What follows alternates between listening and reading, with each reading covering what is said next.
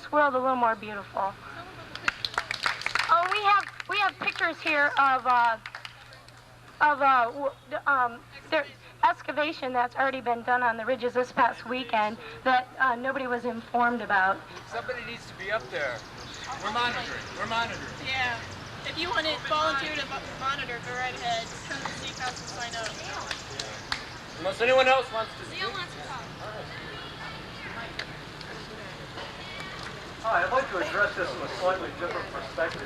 We all know the ecological argument, and anybody with any sensitivity who's been up on the ridges knows exactly why biotechnology centers should not be built there. However, I think we're also planting the seeds of destruction of this university and building the biotechnology center.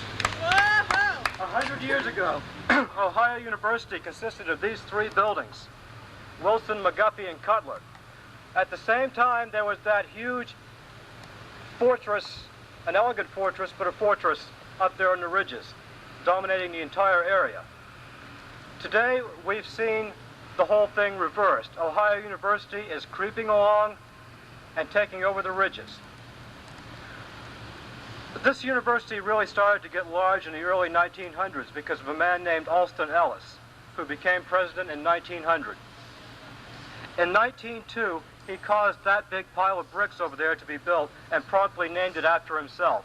He used to stand out there on the steps of Cutler with his watch in his hand to make sure all of the professors were on campus by 8 o'clock in the morning and none of them left until 5. Alston Ellis is dead. I think that style of running a university should be dead too. We're talking about spending $12 million of taxpayers' money on the Biotechnology Center, and $2.5 million of tuition paid by Ohio University students, many of whom are also taxpayers in Ohio. We should look at what is happening to this university because of budget cuts. I know that in my own department, history, they only gave out 2 new TA ships next year.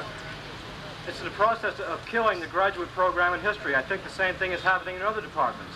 At the same time, we're talking about spending all this money on a biotechnology center. That biotechnology center, once built, is going to have to be fed and perpetuated. It's going to drain the university every year that it's in existence. And to what end? It's not going to make this a better institution of learning. It's not going to make this a place which enriches people's souls. It's being built for business and industry. If they want to build something for business and industry, why don't they divorce it from the university and put it out on East State Street with the rest of the commercial development?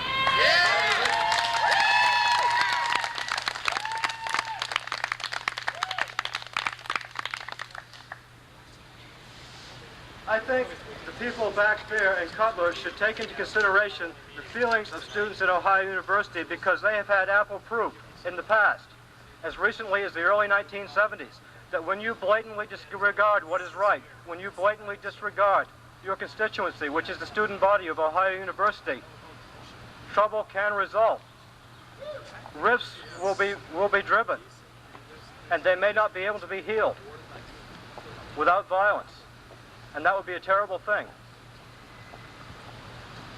So I think we should also attack not only the ecological aspects of this, but the simple, hard, practical, financial reality that it's a damn stupid idea. Thanks.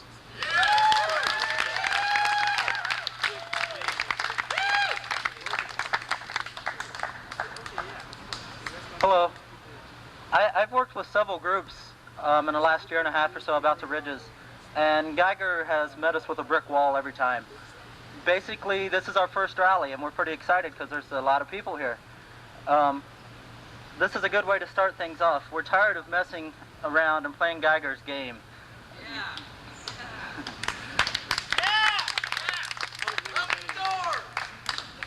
Geiger said several times that the people opposed to the ridges are maybe 4 or 5 students, a very small minority. Not even a minority, a small minority. Well, I think that might be a question today. He's also said that we're a minority, but a vocal minority. Well, let's show him how vocal we are.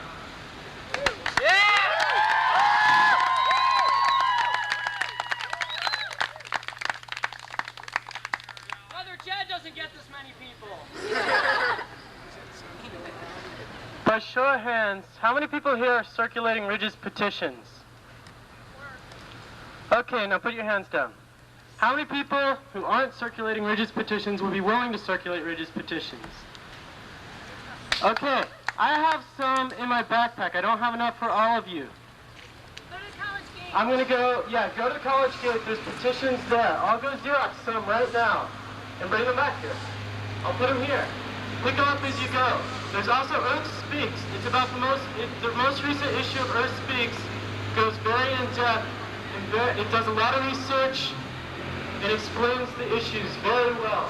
If you're not as educated on the issues you'd like to be, get a copy of it and read it. Does anyone know where they can get a copy of Earth Speaks? Do we have more? At the college gate. You can get both these things at the college gate. I'm going to go get some petitions, Xerox them, and bring them back here. Thanks. Andy, let's make two petitions. This is the second one. That's for you. Because most people don't know about the first one. All right, we have some other flyers up here specifically on the ridges. They're not quite as, they don't give quite as much information, but there is some different information in them. So you can take those. Anyone who's going to be here this summer, like I say, we're monitoring the ridges every day. I expect the small but vocal minority has dissipated, the university plans to go ahead with development on the ridges. I expect it to happen this summer. That seems in keeping with